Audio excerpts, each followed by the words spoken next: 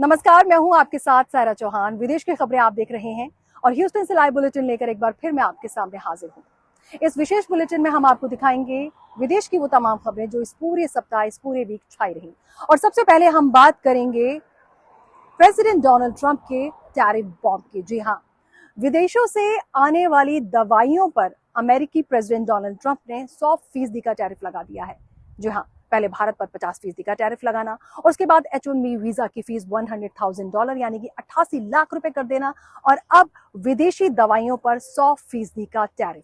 जी हाँ, आपको बता दें कि अमेरिका जो है 150 देशों पर 10 से 50% टैरिफ अब तक लगा चुका है और अब ये दवाइयों पर लगाया गया 100% टैरिफ बॉम्ब। देखिए ये स्पेशल रिपोर्ट।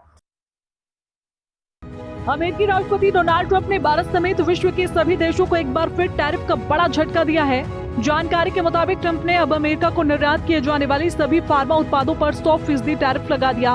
इससे पहले राष्ट्रपति ट्रंप ने भारत समेत दुनिया भर के 150 से ज्यादा देशों पर 10 से 50% टैरिफ लगाया हुआ है। अमेरिकी राष्ट्रपति डोनाल्ड ट्रंप ने ट्रुथ सोशल पर एक पोस्ट कर इसकी जानकारी दी। ट्रंप ने लिखा कि 1 अक्टूबर 2025 से हम किसी भी ब्रांडेड या पेटेंटेड दवा उत्पाद पर 100% टैरिफ लगा देंगे। ट्रंप ने शर्त लगाई कि कोई कंपनी अमेरिका में अपना दवा निर्माण संयंत्र स्थापित न कर रही हो तो ये टैरिफ लगेगा। इसके अलावा उन्होंने कहा कि हम 1 अक्टूबर 2025 से सभी किचन कैबिनेट, बाथरूम, वैनिटी और संबंधित उत्पादों पर 50% टैरिफ लगाएंगे। इसके अलावा हम अपहोल्डर्स फर्नीचर पर 30% टैरिफ लगाएंगे। इसका कारण अन्य बाहरी देशों द्वारा अमेरिका में इन उत्पादों की बड़े पैमाने पर बाढ़ है। तो विदेशी दवाइयों पर 100% का टैरिफ लगा दिया है अमेरिकन प्रेसिडेंट डोनाल्ड ट्रंप ने। तो वही हायर एजुकेशन के लिए खास तौर पर जो लोग अमेरिका आते हैं उनका सपना चकनाचूर होता हुआ नजर आ रहा है और वजह है H1B वीजा की फीस। जी हाँ, अमेरिकन प्रेसिडेंट डोनाल्ड ट्रंप ने H1B वीजा की फीस $100,000 कर दी है, यानी कि इंडियन रुपीज में 88 लाख रुपए।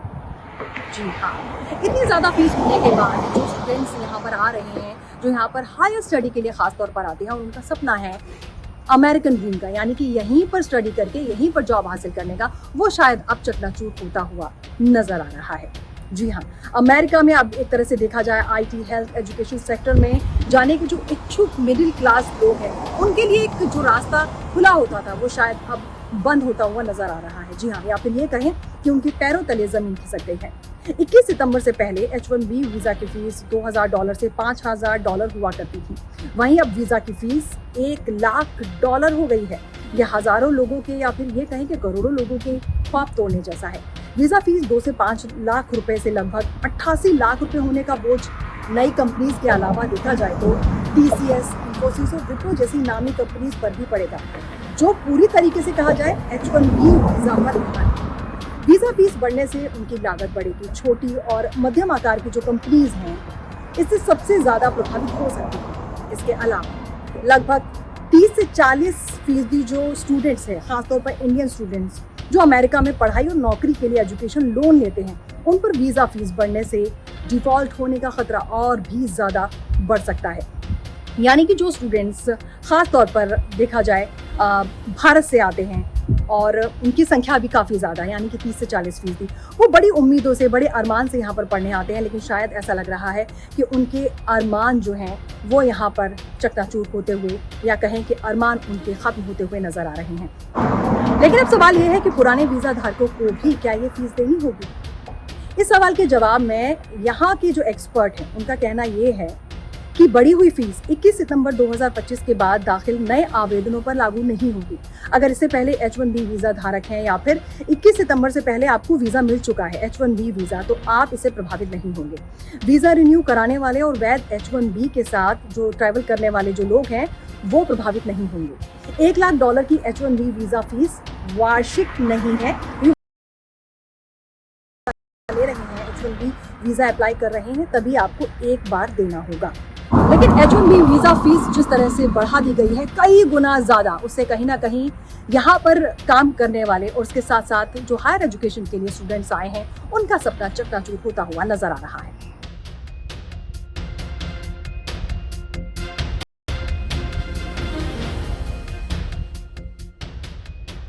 अमेरिका से अवैध प्रवासियों को डिपोर्ट करने का सिलसिला लगातार जारी है और ऐसा ही एक डिपोर्टेशन हुआ है जिस पर सवाल खड़े हो गए हैं। दरअसल 73 साल की एक बुजुर्ग महिला जिनका नाम है हरजीत कौर 30 सालों से अमेरिका में रह रही थी, अनडॉक्यूमेंटेड थी। उसके बाद उन्हें इमिग्रेशन ऑफिसर्स ने अरेस्ट किया, डिटेंशन सेंटर में रखा और हथकड़ियों और बेड़ियों में जकड़कर उन्हें पंजाब पहुंचा दिया गया। 73 साल की बुजुर्ग महिला हरजीत कौर पंजाब के मोहाली की रहने वाली थी। लेकिन अब सवाल यहाँ पर ये खड़े हो गए हैं कि क्या एक बुजुर्ग महिला को इस तरीके से अरेस्ट करके बेड़ियों में जकड़कर क्या डिपोर्ट करना वाकई सही है? बुजुर्ग महिला के वकील हैं दीपक आहलूवालिया। उन्होंने तमाम जानकारी सोशल मीडिया प्लेटफॉर्म पर साझा की है।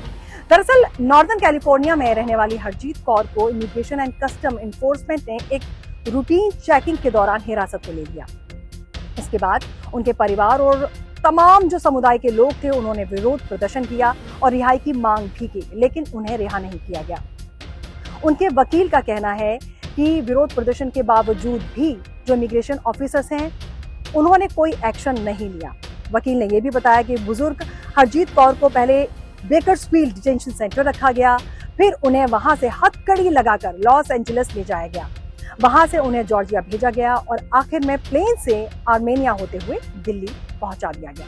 आपको बता दें कि 1992 में जो हरजीत कौर है 73 साल की जो बुजुर्ग महिला, वो अपने बेटों के साथ आई थी। हालांकि उन्होंने असाइलम फाइल किया था जो कि रिजेक्ट हो गया था 2012 में। कैलिफोर्निया में जिस तरीके से ये जो बुजुर्ग महिला है उनको अरेस्ट करके भेजा गया है, डिपोर्ट किया गया है, कैलिफोर्निया में भारी विरोध देखने को मिला। हालांकि ये जिस तरह से विरोध हुआ है और प्रदर्शनकारियों ने जिस तरह से तख्तियां उठाकर हैंड्स ऑफ आवर ग्रैंडमा और ब्रिंग ग्रैंडमा होम के नारे लगाए, उसके बावजूद भी ऐसा कुछ नहीं हुआ कि कोई एक्शन लिया जाए। बावजूद इसके हरजीत कौर को अवैध प्रवासी घोषित कर भारत डिपोर्ट कर दिया गया। आपको बता दें कि 30 सालों से ये जो बुजुर्ग महिलाएं हरजीत कौर यहाँ पर रह रही थी और 2 दशक तक एक स्टोर में उन्होंने काम भी किया। जिस तरीके से अमेरिका डिपोर्ट कर रहा है, यहाँ पर ये सवाल ये होता है कि डिपोर्ट करने का ये जो तरीका है, हथकड़ियां लगाकर बेड़ियों में जकड़कर, क्या ये वाकई सही है? इस पर तमाम सवाल उठते रहे हैं, लेकिन अमेरिका इसको बिल्कुल सही ठहराता रहा है।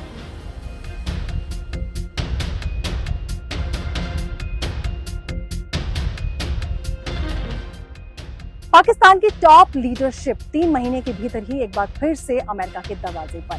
जी हां, आसिम मुनीर और पाकिस्तान के प्रधानमंत्री शहबाज शरीफ अमेरिकी प्रेसिडेंट डोनाल्ड ट्रंप से मुलाकात करने के लिए अमेरिका पहुंच गए। जी हां, अमेरिकी प्रेसिडेंट डोनाल्ड ट्रंप ने इस मुलाकात को लेकर बड़ी बड़ी बातें भी बोली, लेकिन क्या आपको पता है इस मुलाकात से पहले जी हां, आसिम मुनीर और पाकिस्तान के प्रधानमंत्री शहबाज शरीफ को प्रेसिडेंट डोनाल्ड ट्रंप ने एक कमरे के अंदर आधे घंटे से ज्यादा का इंतजार करवाया। देखिए ये स्पेशल रिपोर्ट। पाकिस्तान के वज़ीर आलम शहबाज शरीफ ने डोनाल्ड ट्रंप से मुलाकात की। ओवल ऑफिस में शहबाज शरीफ के साथ आसिम मुनीर भी नजर आए। अमेरिका के राष्ट्रपति डोनाल्ड ट्रंप ने पाकिस्तान के प्रधानमंत्री शहबाज शरीफ से व्हाइट हाउस में बातचीत की। अपनी आदत के मुताबिक ट्रंप ने इस मुलाकात को लेकर लंबी हाँकी। राष्ट्रपति ट्रंप ने शहबाज शरीफ और आसिम मुनीर से मिलने से पहले इन्हें आधा घंटे तक एक कमरे में इंतजार करवाया। ये मुलाकात अमेरिका और पाकिस्तान के बीच रिश्तों में आ रही गर्माहट का ताजा संकेत मानी जा रही है। शहबाज शरीफ और मुनीर अपने नए आका डोनाल्ड ट्रंप से मिलकर खुश हैं। पाकिस्तानी मीडिया इसे ऐतिहासिक बता रही है। इतिहास आखिर हो भी क्यों ना, क्योंकि 2019 के बाद कोई पाकिस्तानी प्रधानमंत्री ओवल ऑफिस जो पहुंचा है।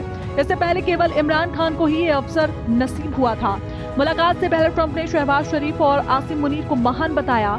शरीफ की ये यात्रा ऐसे समय पर हुई जब भारत के साथ अमेरिका के संबंधों में तनाव देखा जा रहा है। खासकर भारत की ओर से रूस से सस्ते तेल की खरीद के बाद ये रिश्ते ठंडे बस्ते में जाते दिख रहे हैं।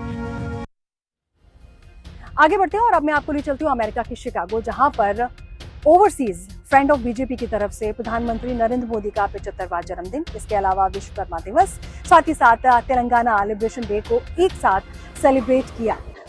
इस खास कार्यक्रम में बड़ी संख्या में लोग पहुंचे हुए थे और इस कार्यक्रम को कवर किया है हमारी सहयोगी वंदना झिंगन ने। आइए देखिए।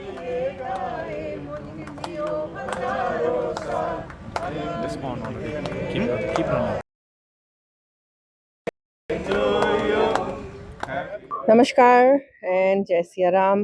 Happy birthday prime minister Modi. हैं ऐसा लीडर जिसने हम सबको इतना, हमारा स्वाभिमान गर्व से सिर ऊंचा हो चुका है। डायस्पोरा का एक बर्थडे सेलिब्रेशन हो चुका है और ये दूसरा है। ये कर रहे हैं ओवरसीज फ्रेंड्स ऑफ बीजेपी। मेरे साथ में खड़े हैं राकेश जी मल्होत्रा और ये सेलिब्रेशन पूरे यूनाइटेड स्टेट्स ऑफ अमेरिका में हो रहे हैं। हैं। तो राकेश जी, आपसे जानना चाहूंगी हिंदी खबर के दर्शकों के लिए कि आपने ये प्लान किया है, क्योंकि इनके जन्मदिन को तो हम जितनी बार मनाएं, ये एक इंस्पिरेशन है हम सबके लिए कि बात करते हैं 75, मतलब मेरे को तो लगता है कि नंबर तो सिर्फ एक गेम है, ये तो 57 भी नहीं लगते।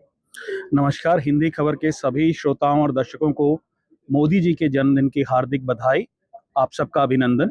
जैसा वंदना जी ने कहा, ये 75 साल गौरव के क्षण हैं, गौरव के वर्ष हैं, जिसमें एक व्यक्ति इतनी प्रेरणा लेके आता है कि वडनगर से एक चाय वाले के घर जन्म लेकर भारत के प्रधानमंत्री के पद तक पहुंचता है और साथ ही पूरे विश्व में भारत का नाम बहुत गर्व से ऊंचा करता है। अभी इस वक्त हम देख रहे हैं कि अमेरिका और भारत के रिश्ते काफी, कभी रोलर कोस्टर राइड पे हैं, कभी हम बहुत ऊपर चढ़ जाते हैं, कभी हम थोड़ा थोड़ा नीचे आते हैं। तो हम लोगों को ये कहना चाहते हैं कि भारत की इस वक्त की जो स्थिति है बहुत अच्छी है, और डायस्पोरा का जो उसमें रोल है, ये 5 मिलियन है हम लोग यहाँ, तो क्या क्या कर रहे हैं वो योगदान आप थोड़ा सा बताएं। देखिए, भारत का जो भी योगदान है, उस योगदान को मोदी जी ने अपनी हर एक विजिट में उजागर किया है, और ये केवल नारेबाजी या बातचीत की बात ही नहीं है। अगर आप स्टार्टअप इंडिया को देखें या फिट इंडिया को देखें या मेड इन इंडिया को देखें, ये सारे इनिशिएटिव हैं, चाहे वो जनधन योजना हो या प्रवासी भारतीयों को विकसित भारत से जोड़ना हो, इन सभी कार्यों के लिए मोदी जी ने हमेशा हमें प्रेरित किया है और अपनी हर विजिट में ये अपील करी है। ओवरसीज फ्रेंड्स ऑफ बीजेपी के 20 चैप्टर हैं यूनाइटेड स्टेट्स ऑफ अमेरिका में, और शिकागो चैप्टर भी आज इसी योगदान को उजागर करने के लिए सभी मौजूद अतिथियों के सामने मोदी जी के जीवन और उनके कार्यकाल 2014 से 2019 में और 2024 में जो भी योगदान और जो भी अचीवमेंट्स रही हैं, उसको हाईलाइट करने के लिए कार्यक्रम का आयोजन किया गया है। जन्मदिन एक सांकेतिक है, लेकिन ये क्षण गौरव के हैं। बहुत बहुत आभार, धन्यवाद। Happy birthday prime minister Modi ji. धन्यवाद। ये बच्चों का सॉन्ग है, जो मैंने अगस्त में ही बनाया है बच्चों के लिए। रक्षतु सिया राम कृष्ण आंजनेय रक्षतु प्रिय मोदी जी।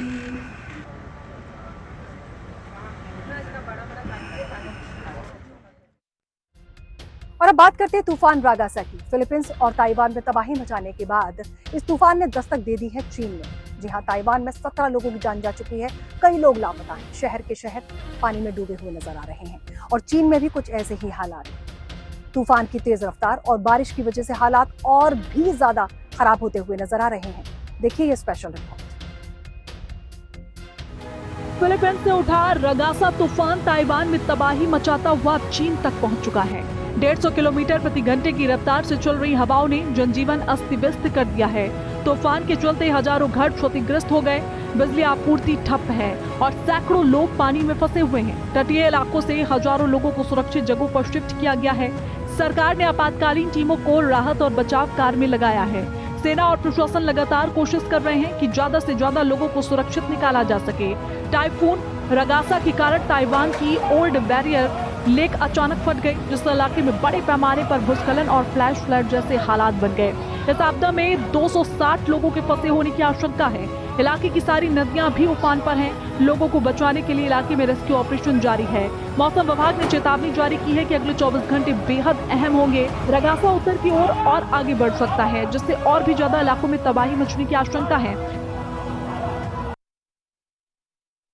आगे बढ़ते हैं। अमेरिका के शिकागो में इंटरनेशनल यूनिवर्सिटी ऑफ वैदिक वेलनेस में एक बड़ी वर्कशॉप आयोजित की गई। जी हाँ, आयुर्वेद डायबिटिक केयर वर्कशॉप, जिसमें इस बात पर चर्चा की गई कि आखिर डायबिटीज क्यों होती है, डायबिटीज को कैसे हराया जा सकता है, कैसे खान पान के जरिए आप डायबिटीज को खत्म कर सकते हैं। लेकिन सवाल यह है कि क्या अगर आप कुछ खास बातों का ध्यान रखें तो आप अपनी डायबिटीज को वाकई मिल सकती है। इस वर्कशॉप में इन्हीं अहम बातों पर चर्चा की गई। हमारी सहयोगी वंदना झिंगन इस खास मौके पर मौजूद थी। आइए देखते हैं।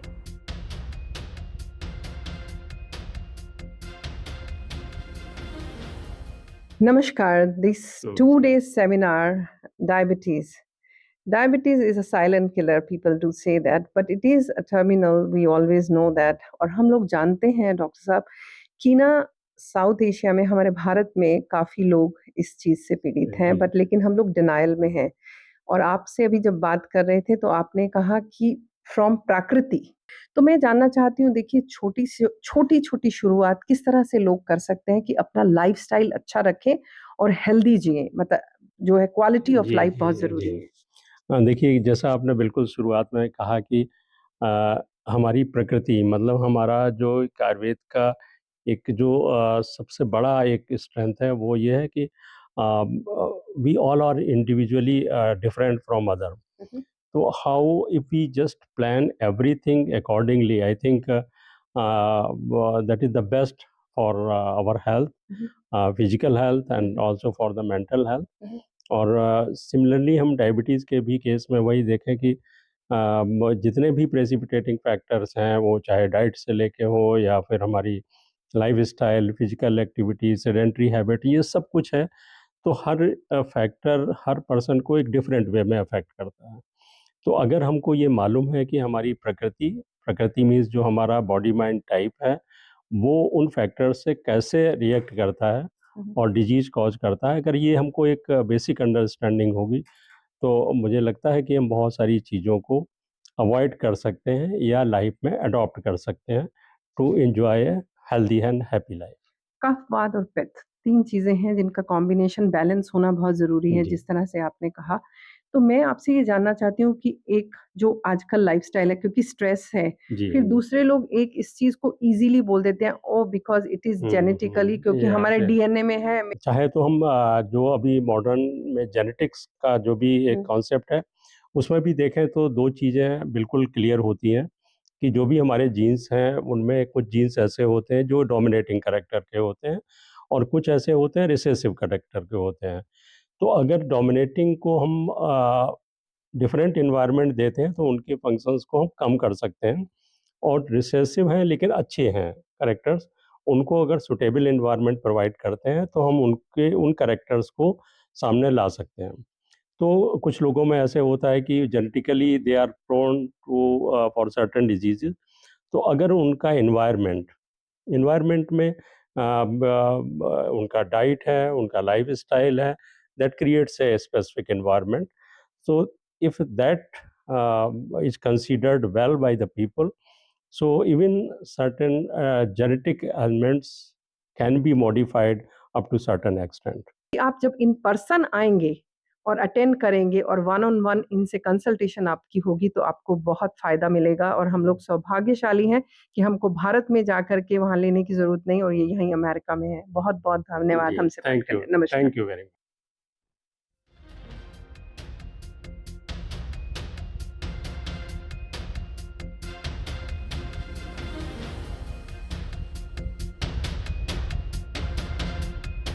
और वहीं अमेरिका के शिकागो में पहला मोक्ष धाम बन रहा है। मोक्ष धाम जहां हिंदू क्रिमेशन यानी कि अंतिम संस्कार किया जाएगा, और इसके लिए एक फंड रेजर कार्यक्रम आयोजित किया गया। और इस खास मौके पर पद्म विभूषण एल सुब्रमण्यम और इसके अलावा पद्मश्री कविता कृष्णमूर्ति जो कि फेमस सिंगर हैं, जिन्होंने 50,000 गाने गाए हैं, जी हाँ, 45 भाषाओं में। इस खास मौके पर ये दोनों खास शख्सियत मौजूद रही। आपको बता दें कि इसमें बड़ी संख्या में लोग पहुंचे थे। हमारी सहयोगी वंदना झिंगन ने इस पूरे कार्यक्रम को कवर किया है। आइए देखते हैं।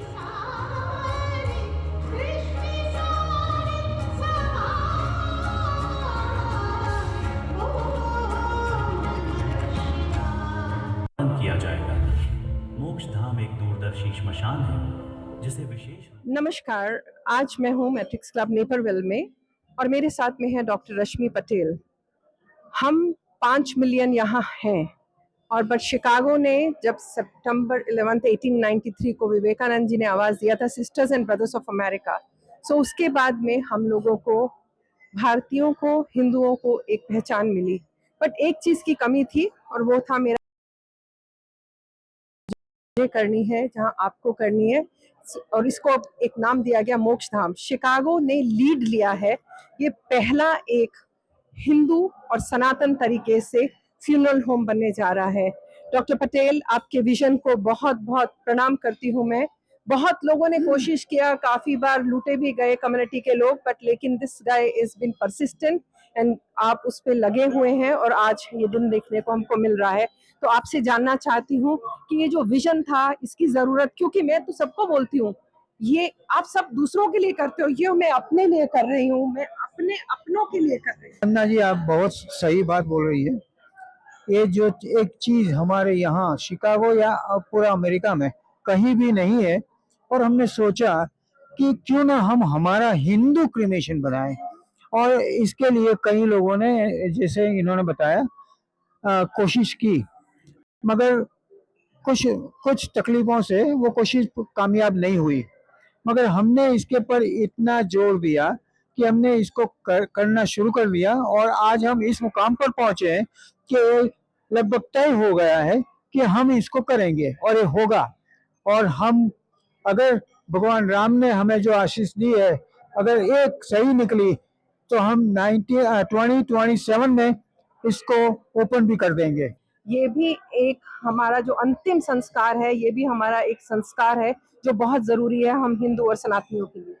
हाँ, वो सही बात है। हमने कोशिश की है, मैं अकेला नहीं हूँ इसमें, मेरी पूरी कम्युनिटी आज मेरे साथ है।